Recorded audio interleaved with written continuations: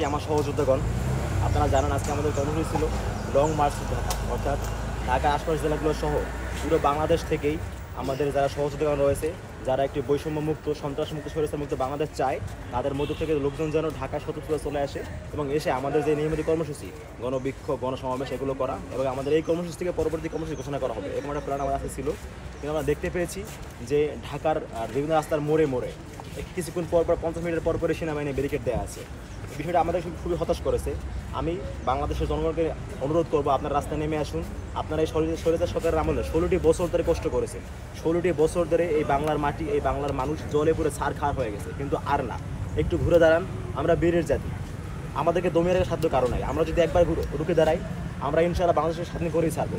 আর সেনাবাহিনীর যেসব ভাইয়েরা আমাদেরকে বাধা দিতে চেষ্টা করবেন, আপনাকে বলতে চাই, আপনারা দয়া করে স্বৈরাচার সহযোগী হবেন না।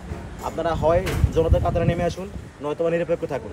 একটা কথা মনে রাখবেন, বাংলাদেশ স্বাধীন হলে আপনাদের প্রত্যেকের দেশে থাকতে হবে। আপনারা ইতিমধ্যে দেখেন সেনাবাহিনীর ভাইয়েরা, আপনাদের যারা সিনিয়র উচ্চপদস্থ কর্মকর্তা রয়েছে, তাদের মধ্যে অনেকেই কিন্তু যারা নানা ধানাই পানাই শুরু করে, আপনারা দেখতে পেয়েছেন। সরকারের মন্ত্রীদের ভিতরে একাধিক মন্ত্রী অলরেডি বিদেশ চলে গিয়েছে, পালানোর চেষ্টা করছে, অনেকেই আছে পালানোর ধান্দায় আছে। তো একটা কথাই বলবো যে আপনারা বিবেকে খাটান, বুদ্ধি খাটান। আজ দেখুন বাংলাদেশের জনগণ সবাই রাস্তা নেমে এসেছে স্বতঃস্ফূর্তভাবে, দল মত নির্বিশেষে, কোনো রাজনৈতিক দলের কোনো না, মানে সকল মহল থেকে লোকজন রাস্তা নেমে এসেছে। চিকিৎসক, কৃষক, শ্রমিক, ছাত্র, জনতা সবাই এক কাতারে। আমি একজন সমন্বয়ক এবং আমাদের বাকি যারা সমন্বয়ক তারা সবাই আসবে ইনশাআল্লাহ।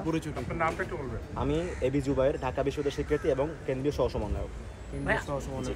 সমন্বয়কদের সাথে কথা হয়েছে, তাদের সাথে কথা হয়েছে, সবার সাথে কথা হয়ে তারা সবাই আসবে ইনশাআল্লাহ। আজকে আমাদের যে লং মার্চ টু ঢাকা, এটা আমরা সফল করে ছাড়বো। এই মুহূর্তে শহীদ মিনারে কোনো লোকজন আছে আপনাদের? এই মুহূর্তে শহীদ মিনারে আপাতত আমাদের লোকজন প্রথমে ছিল, কিন্তু এখন আপাতত নাই। আমরা শুনতে পেয়েছি সেখানে ঝামেলা হয়েছে, তবে আমরা এটা কোনোভাবে কাম্য নয়।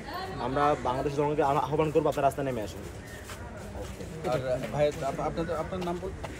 আমি আরিফুল ইসলাম, শিক্ষার্থী, ঢাকা বিশ্ববিদ্যালয়, বৈষম্য বিরোধী ছাত্র আন্দোলন ডিপার্টমেন্ট, কেন্দ্রীয় সহ সমন্বয়ক, সমাজ কল্যাণ গবেষণা। আপনি কোন?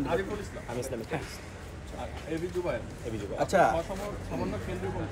এখন আপনাদের মানে আন্দোলনটা সারা দেশ থেকে আহ্বান যাদেরকে করছেন তারা কোথায় আসবে?